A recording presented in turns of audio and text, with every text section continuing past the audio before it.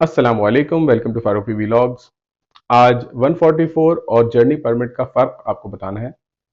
144 जो होता है, 144 परमिट जिसे कहते हैं, वो सिर्फ़ और सिर्फ़ एक पर्टिकुलर सूबे में लागू होता है और ये परमिट तभी वैलिड होता है जब बैन लगा हुआ होता है 144 का। बसूरत दीगर यानी कि जब बैन ना लगा हो तो आपको 144 परमिट की ज़रूरत नहीं होती। आपके लाइसेंस में वाज़े तौर पे लिखा होता है कि आप अपने असलहे को कंसील्ड मैनर में कैरी कर सकते हैं या गाड़ी या अपने व्हीकल के अंदर रख सकते हैं या अपने साथ लेके आप चल सकते हैं इन अ कंसील्ड मैनर, यानी कि आपका असलहा आपको किसी को नज़र ना आए, ज़ाहिर ना हो।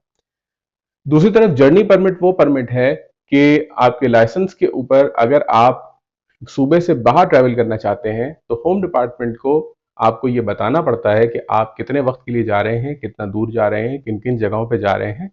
तो आप ये सब चीज़ें मेंशन करते हैं।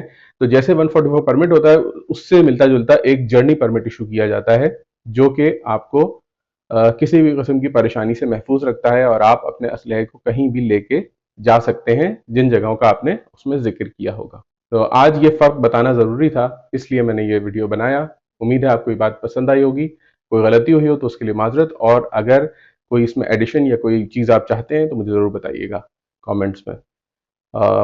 आज के लिए मुझे इजाज़त दीजिए। अल्लाह हाफ़िज़।